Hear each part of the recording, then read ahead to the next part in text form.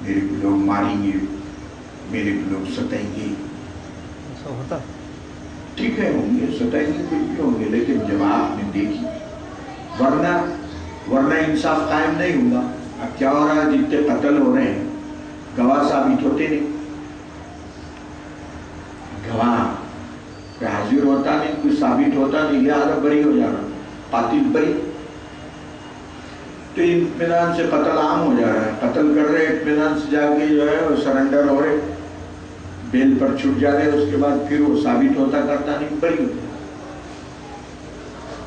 یا گواہی دینے والا دیکھے کہ اگر مضبوطی میں تھاما ہوا ہے تو اس کو ختم کر دیں، خلاص. تو اگر گواہی دینے والے کمزور پڑیں گے اور خوف اور ڈر کریں گے تو دنیا میں قتل و خون عام ہو جائے گا.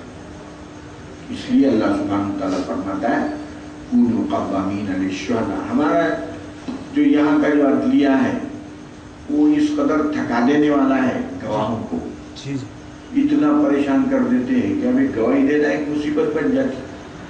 کام دھندا نوکری وکری سب چھوڑ دو اور بیٹھے رہو عدالت میں.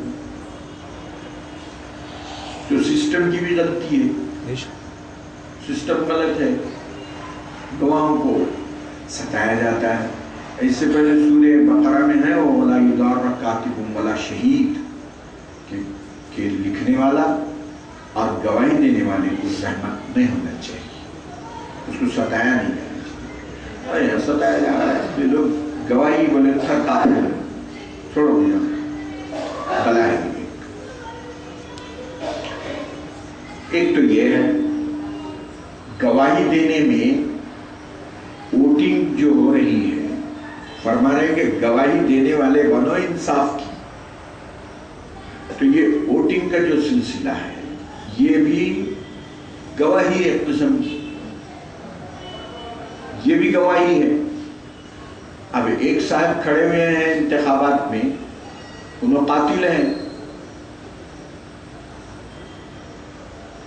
اب آپ ان کی گواہی دے رہے ہیں، ووٹ ڈال رہے ہیں. اب وہ جتنے قتل کریں گا، جتنی زیادتیاں کریں گا، جتنی نالائقیاں کریں گا، آپ بھی شریک ہے اس میں، اس لیے آپ کے ووٹوں سے آیا ہونے.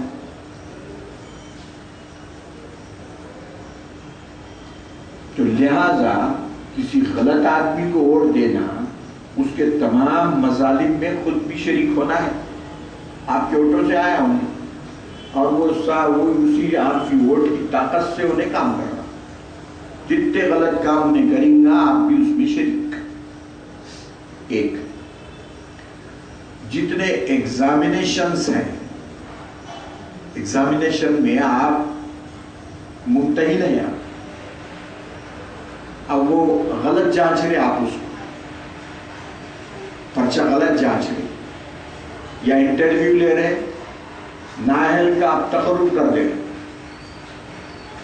تو وہ اس میں بھی آپ شریک ہو گئے، وہ بھی حکم ہے یہاں کونوا قوامین للہ شہداء بالقسط، اللہ کے لیے انصاف کی گواہی دینے والے بنو.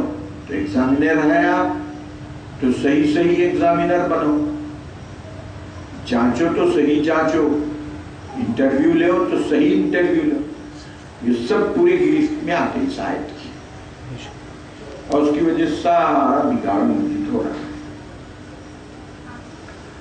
اس کے بعد فرمایا والذین کفروا، جو لوگوں نے کفر کیا، یعنی یہ جو احکام ہے اس کی اتباع نہیں کر رہے ہیں، جو اتباع کر رہے ہیں ان کے لیے مغفرت اور اجر عظیم ہے. اور جو لوگ کفر کر رہے ہیں یعنی تعلیمات کو نہیں مانتے ہیں، بآیاتنا اولئک اصحاب الجحیم، وہ دوزخ میں چلے. اب یہاں سے ایک دوسری چیز شروع ہو رہی ہے. فرما رہے ہیں یا ایھا الذین آمنوا اذکروا نعمت اللہ علیکم، اللہ کی جو نعمت تم پر ہے اس کو یاد کرو. کیا نعمت ہے؟ بنو نذیر ایک قبیلہ تھا، اس قبیلے میں قتل ہو گیا تھا، تو اس کی تصفیے کے لیے حضور علیہ السلام قبیلے میں گئے، صحابہ کے ساتھ، ایک دو صحابہ ساتھ تھے، آپ تشریف لے گئے.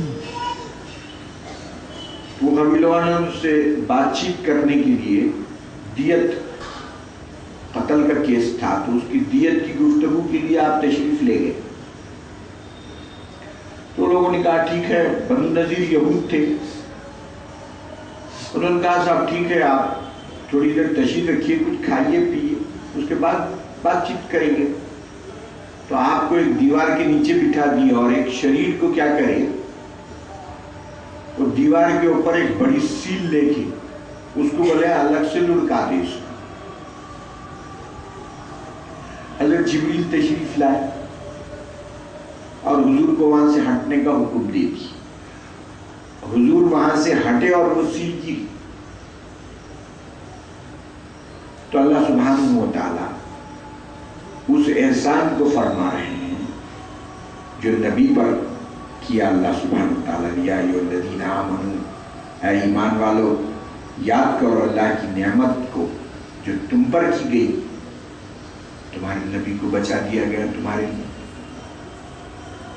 اذ ہم قوم، جب ایک قوم نے ارادہ کر لیا تھا ان یبسطوا الیکم ایدیہم، کہ اپنے ہاتھ تمہاری طرف دراز کریں.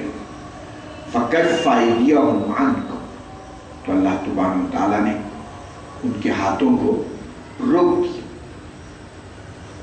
اور وہ جو ہے وہ ناپاک کام نہیں کر سکی.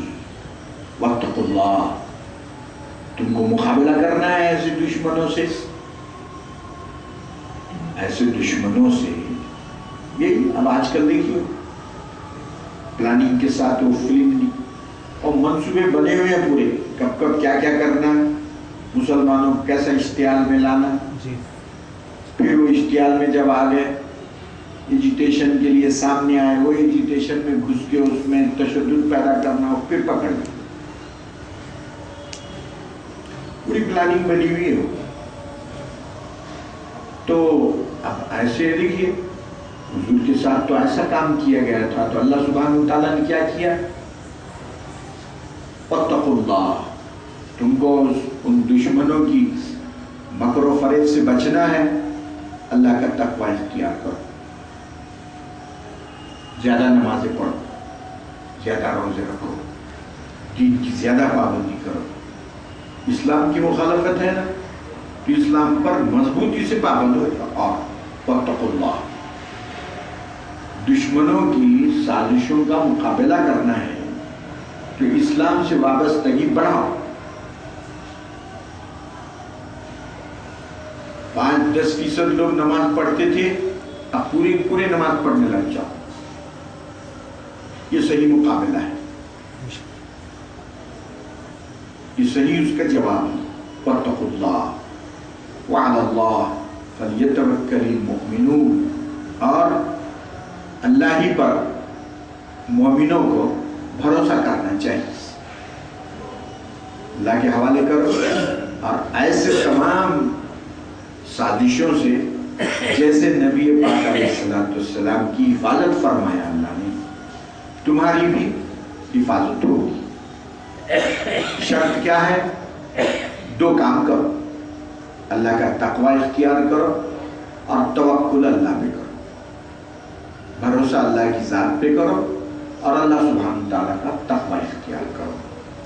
اب آگے ایک بہت ہی طویل مسئلہ جو نہایت اہم ترین ہے، اور جو بنی اسرائیل کو جو عزت دی گئی تھی اور ذلت کیوں ہوئی، کیا وجہ اس کی، امت کو بھی آگے سبق ہے اس میں کہ اگر تم نے بھی وہی کام کیا جو بنی اسرائیل نے کیا تو باوجود وعدے اور میثاق کے ایک طویل مضمون شروع ہو رہا ہے. انشاءاللہ اللہ کی محفل میں وہ لیا جائے گا. صلی اللہ تعالی علی خیر خلقہ محمد وعلی آلہ واصحابہ اجمعین.